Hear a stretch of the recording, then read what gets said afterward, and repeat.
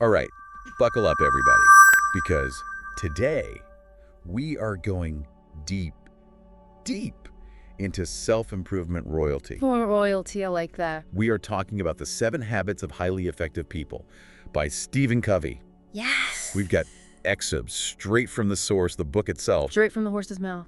And by the end of this deep dive, you'll have the tools to become, well, more effective Absolutely. in pretty much every area imaginable. Yeah, work, relationships, you name it, we're covering it. Now, what's so cool about Covey is that he's not about those quick fixes, right? Oh, absolutely not. No, no, no. He's all about building a foundation, rock-solid foundation. Foundation is key. And that foundation is built on, wait for it, paradigms. Ah, yes, paradigms. Now, I'll admit, the first time I heard that word, I was like, huh. Yeah, it sounds a little intimidating. But stick with us here, because this is where it all begins. It's the starting point. So what are paradigms exactly? They're basically the lenses through which we see the world, you know? Okay, lenses, I can picture that.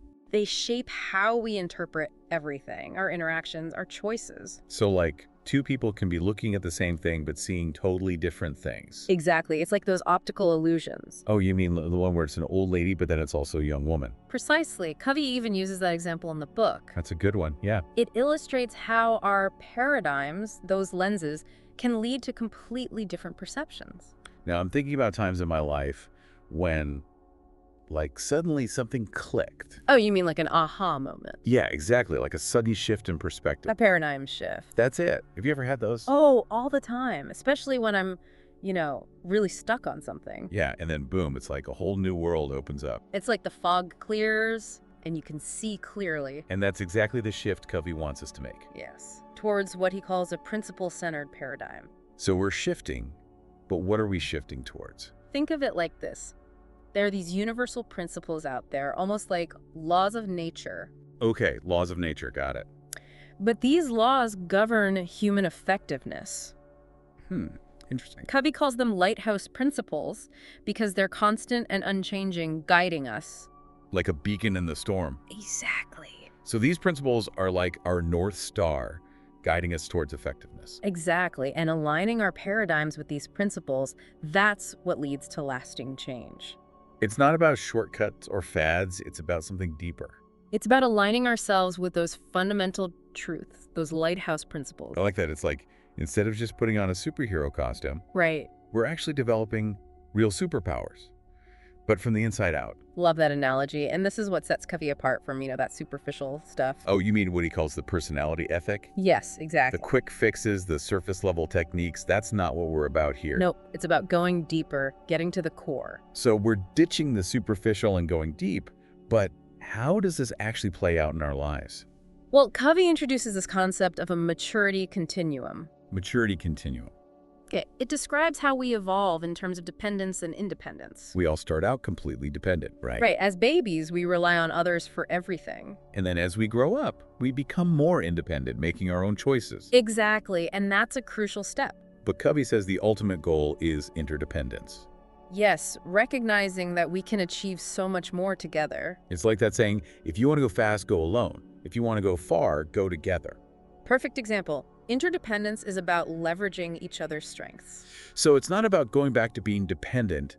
It's about a new level of collaboration. A more mature, more effective way of interacting. Now, this is where it gets really practical. Covey talks about the PPC balance. Ah, yes, the PPC balance, a fantastic concept. So P stands for. Production, getting things done, achieving results. And PC. Production capability, the asset that allows us to produce those results. So it's not just about working ourselves to the bone to hit those deadlines. Not at all. It's about finding a sustainable balance. Okay, I'm intrigued. Tell me more about this balance.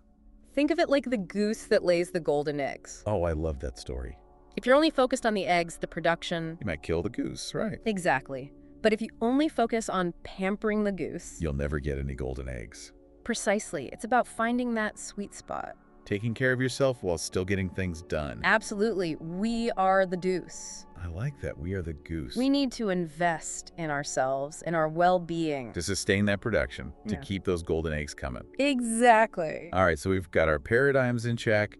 We understand interdependence. And we know we need to take care of the goose, the PPC balance. So where do the habits come in? Well, Covey starts us off with habit 1, be proactive. Okay, be proactive. Sounds simple enough. It's about taking ownership of our lives, recognizing our power to choose. But how do we actually become more proactive? Covey says our language often reveals our level of proactivity. You mean like how we talk? Yes, if you catch yourself saying, I have to, or if only things were different. That's a sign of a reactive mindset. Exactly. Proactive people use language that reflects their ability to choose. So instead of I have to, it's I choose to. Precisely. It's a subtle but powerful shift. Wow, I never really thought about it like that. And to illustrate this point, Covey shares a powerful story about Viktor Frankl. Oh yes, the psychiatrist who survived the concentration camp. He found freedom even in the most dire circumstances. That's incredible. His story is truly inspiring. It reminds us that we always have a choice, even when it seems like we don't. It makes you realize that we have more control than we think. Absolutely. And speaking of control, you mentioned having a story about choosing your response. Well, yes, but you know what? Let's save that for after a quick break. Sounds good. We'll be right back. Stay tuned, folks. All right, so right before the break, we were talking about Viktor Frankl. Yeah, his story is just, wow, really makes you think. Absolutely, finding freedom in a concentration camp. It just shows you the power of choice, you know? It really does. That even in the most awful circumstances, Yeah. we still have the power to choose our response. Our attitude, our outlook, it's powerful stuff. And it makes you realize we have way more control than we think. Way more. Speaking of control, you were asking me about a time I had to, Oh, right. Yeah, a time you had to choose your response. right, choose my response in a tough situation. Yeah, when things got a little hairy. Well, it was a few years ago. I was working on this huge project, Oh, yeah. and it was a complete disaster. Oh, no. Deadlines looming, team was stressed, I was overwhelmed. I can only imagine. That's a lot of pressure. And honestly, my first instinct was just to panic. Oh, yeah, I think we've all been there.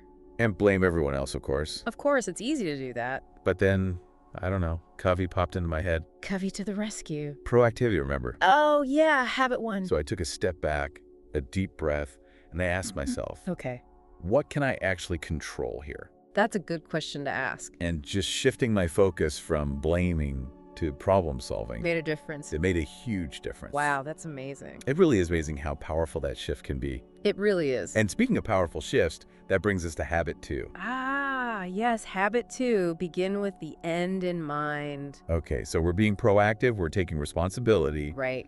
but where are we headed? That's the key question, isn't it? What's this end we're supposed to keep in mind? It's about having a clear vision for your life, you know? Vision. What do you want to accomplish? What kind of person do you want to be? Deep stuff. It is, and Covey encourages us to think about our values Our values. and create a personal mission statement. A mission statement, that sounds a little intimidating. I know, right? But it Uh-huh. doesn't have to be.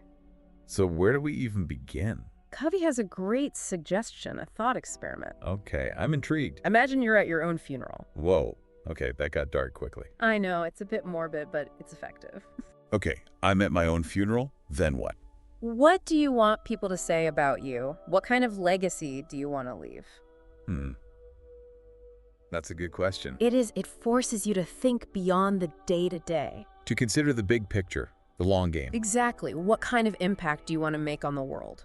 Okay, I'm starting to see how this could be helpful. It's about clarifying your values, your goals. Having that vision to guide your decisions, your actions. Like a compass keeping you on course. Especially in this crazy world with all the distractions. Oh yeah, there's no shortage of those. And speaking of things that can pull us off track, You're thinking of time. time. Yes, that brings us to habit 3, right? You got it.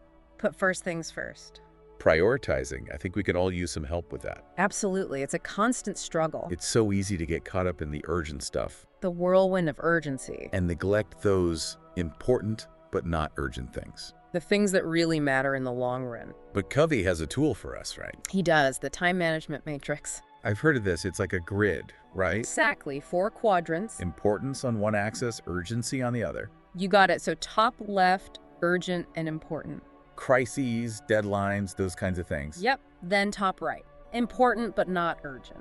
This is where the good stuff is. Planning, relationship building, personal The development. stuff that we often put off, Because it doesn't have that immediate deadline pressure. but it's so important. It is. It's the key to long-term effectiveness. So how do we make sure those quadrant 2 activities get done? It takes effort, planning, conscious choice. So first, identify those key activities. The important but not urgent ones. And then, Schedule time for them. Block it out in your calendar. Like it's a meeting with the CEO. Exactly. Make it non-negotiable. That's such a good tip, because we always say we don't have time. But we make time for what's important.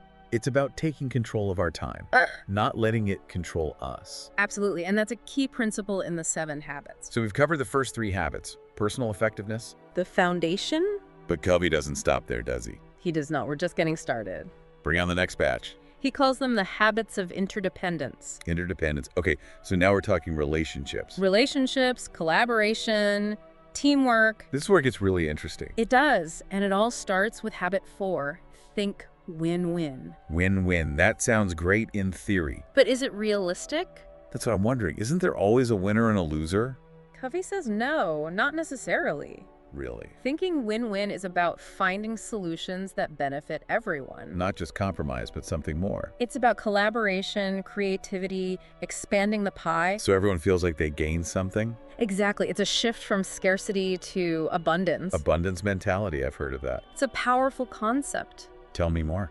Scarcity mentality, it's like a zero-sum game. Like there's only so much to go around. If someone else wins, you lose. Always comparing, competing, feeling threatened. But abundance mentality, it's different. How so? It's the belief that there's enough for everyone to succeed. So you can celebrate other people's successes. Absolutely. And that's a game changer in relationships. I can see that. It creates a more positive, supportive environment. Exactly. And it leads perfectly into habit 5, seek first to understand, then to be understood. Okay, habit 5, now we're talking about communication. We are. And it all starts with listening. Listening seems simple enough. But it's more than just waiting for your turn to speak. Oh, I'm guilty of that sometimes. I think we all are.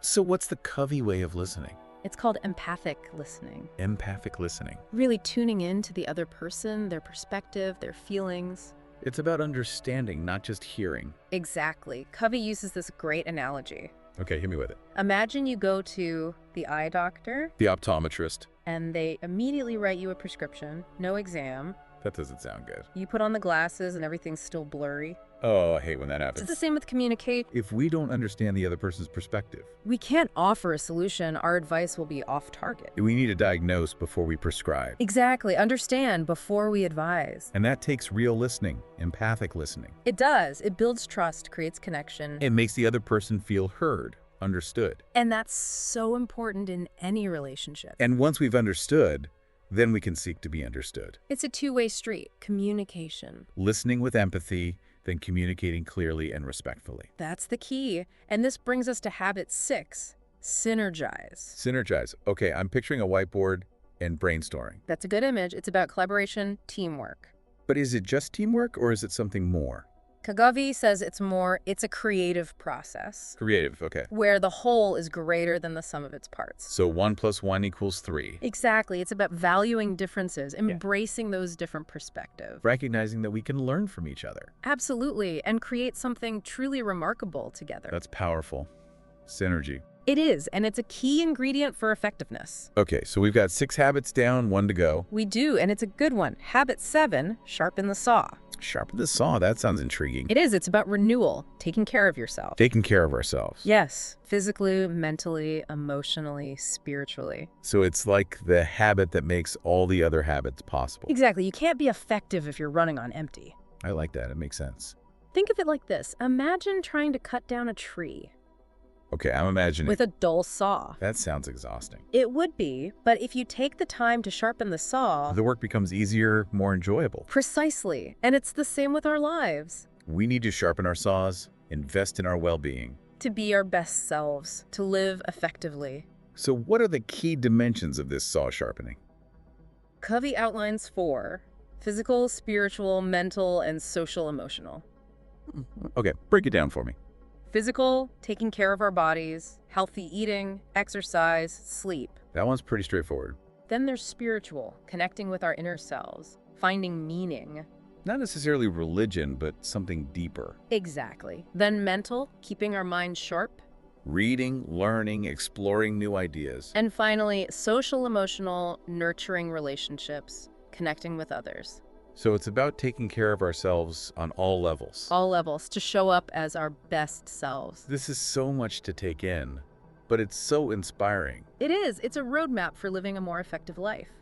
As we've been talking, I've been thinking about which habit to focus on first. Which one is calling to you?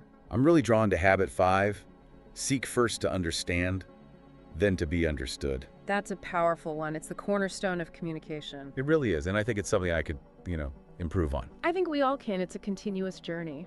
So much of the time, I'm just waiting for my turn to talk, Oh, yeah, we've all been there. Not really listening, just formulating my response. It's easy to get caught up in our own heads. It is, but Covey's approach, it's about really tuning in. Empathic listening, putting yourself in the other person's shoes. Exactly, trying to see the world through their eyes. It's not about agreeing or disagreeing, it's about understanding. And that understanding, it builds trust, it creates connection. It's the foundation for any healthy relationship. So I'm making a commitment Oh. to become a better listener, to really practice habit 5. That's fantastic. I applaud you. It's not going to be easy, It takes effort, conscious effort. but I think it's worth it for my relationships, for my own peace of mind. It is. It's an investment in yourself and those around you. Now, I know we've covered a lot of ground today, We have the 7 habits. It's a lot to digest. but I think the key takeaway here is that What is it? it's not about being perfect, it's about progress. Absolutely. It's a journey, not a destination. Small steps, consistent effort, that's what matters. And remember, these habits, they're interconnected. Oh yeah, they build on each other. They create a framework, a roadmap for living a more effective life. And that's what we're all about, right? Absolutely. Effectiveness, fulfillment, living our best lives. Well, on that note, I think it's time to wrap up this deep dive. I agree. Time to let our listeners go forth and implement. Go forth and be effective. Exactly. And remember, if you want to explore this further, Pick up a copy of The 7 Habits of Highly Effective People. it's a classic for a reason. Thank you so much for joining us today, everyone. It's been a pleasure, as always, And remember, keep learning, keep growing, and keep striving. to live a life of effectiveness and integrity.